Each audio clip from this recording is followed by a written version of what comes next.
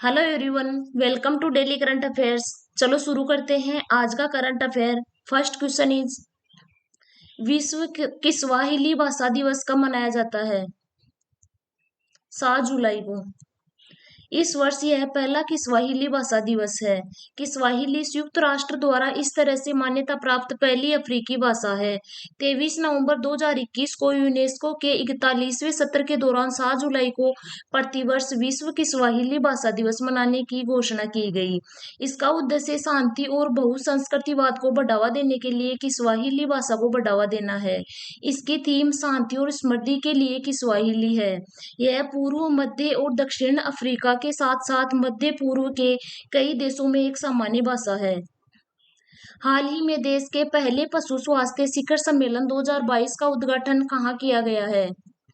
नई दिल्ली में। इसका उद्घाटन केंद्रीय मत्स्य पालन, पशुपालन और डेयरी मंत्री पुरुषोत्तम रूपाला ने किया है।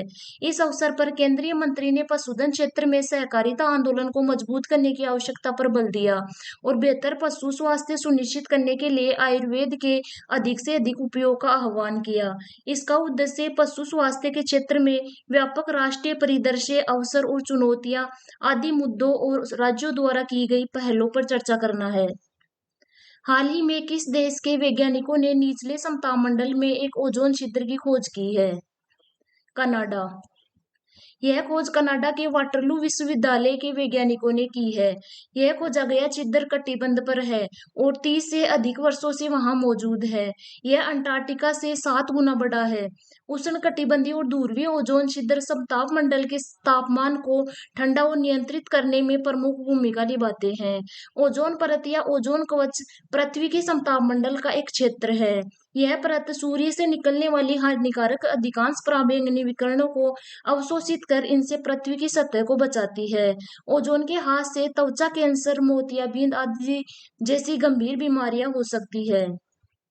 7 जुलाई 2022 को प्रधानमंत्री नरेंद्र मोदी ने कहा अखिल भारतीय शिक्षा समागम का उद्घाटन किया? वाराणसी। यह 7 से 9 जुलाई तक चलने वाला 3 दिवसीय सम्मेलन है। इसका आयोजन शिक्षा मंत्रालय द्वारा किया जा रहा है। इस शिखर सम्मेलन का उद्देश्य देश भर में राष्ट्रीय शिक्षा नीति 2020 के कार्यान्वयन और आगे बढ़ाया जा सकने के मुद्दे पर चर्चा करना है।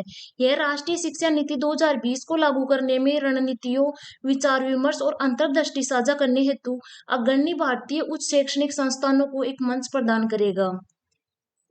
हाल ही में पर्यावरण मंत्रालय कहाँ हरियाली महोत्सव आयोजित करेगा? नई दिल्ली। पर्यावरण, वन और जलवायु परिवर्तन मंत्रालय ने 8 जुलाई 2022 को ताल कटोरा स्टेडियम नई दिल्ली में आजादी का अमृत महोत्सव की भावना से हरियाली महोत्सव का आयोजन करेगा। इस अवसर पर वृक्षारोपण अभियान चलाने के लिए पर्यावरण, वन और जलवायु परिवर्तन मंत्रालय द्वारा राज्य सरकारों, पुलिस संस्थानों और दिल्ली के स्कूलों के सहयोग से महोत्सव का आयोजन किया जा रहा है। इस महोत्सव के हिस्से के रूप में पूरे देश में 75 नगर वैन, दिल्ली में 75 पुलिस स्टेशनों और 75 स्कूलों और विभिन्न राज्यों में 75 अवक्रमित वृक्षारोपण स्थलों की भागीदारी के साथ औपचारिक वृक्षारोपण अभियान आयोजित किए जा रहे हैं। हाल ही में अल्पसंख्यक मामलों के मंत्रालय का अतिरिक्त प्रभार किसे मिला है? स्मृति ईरानी को। 7 जुलाई को केंद्रीय मंत्री स्मृति ईरानी ने अल्पसंख्यक कार्य मंत्रालय का कार्यभार संभाल लिया है। मुख्तार अब्बास नकवी के पद से इस्तीफा देने के बाद महिला एवं बाल विकास मंत्री स्मृति ईरानी को अल्पसंख्यक कार्य मंत्रालय का अतिरिक्त प्रभार सौंपा गया है। स्मृति ईरानी के कार्यभार संभालने के मौके पर पूर्व अल्पसंख्यक कार्य मंत्री मुख्तार अब्बास नकवी भी मौजूद थे। 7 जुलाई 2022 को ब्रिटेन के किस प्रधानमंत्री ने पद से इस्तीफा दिया है? Boris Johnson. बोरिस जॉनसन ने 7 जुलाई को ब्रिटेन के प्रधानमंत्री पद से इस्तीफा दे दिया है। इससे पहले जॉनसन के 50 से अधिक मंत्रियों या सहयोगियों ने उनका साथ छोड़कर इस्तीफा दे दिया था।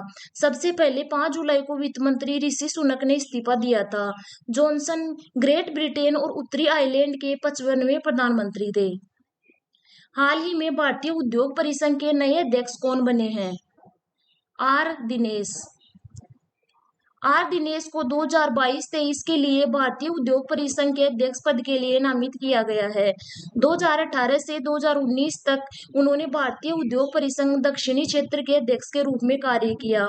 भारतीय उद्योग परिसंघ का मुख्य कार्यालय नई दिल्ली में स्थित है। इसकी स्थापना 1895 में की गई थी। वैश्विक, क्षेत्रीय और औद्योगिक एजेंडा को प्रभावित करने के लिए भारतीय उद्योग परिसंघ व्यवसाय, सरकारी, बौद्धिक और समाज के अन्य नेताओं के साथ काम करता है। हाल ही में जारी रिपोर्ट के अनुसार भारत की बेरोजगारी दर बढ़कर कितनी प्रतिशत हो गई है? 7.80%। Centre for monitoring Indian economy ने एक रिपोर्ट जारी की, जिसके अनुसार देश की बेरोजगारी दर अप्रैल में बढ़कर 7.83% हो गई, जो मार्च में 7.60% थी। भारत की बेरोजगारी दर बढ़कर 7.80% हो गई है, जिसमें हरियाणा और राजस्थान बेरोजगारी दर की सूची में शीर्ष पर है। हरियाणा में सबसे अधिक बेरोजगारी दर 34.5% है। इसके बाद राजस्थान 28.8%, बिहार 21.1% और जम्मू कश्मीर 15.6% का स्थान है। हाल ही में फोर्ब्स की अमेरिका की सबसे अमीर स्वनिर्मित महिलाओं की सूची में किस भारतीय को शामिल किया गया है? जयश्री उल्लाल।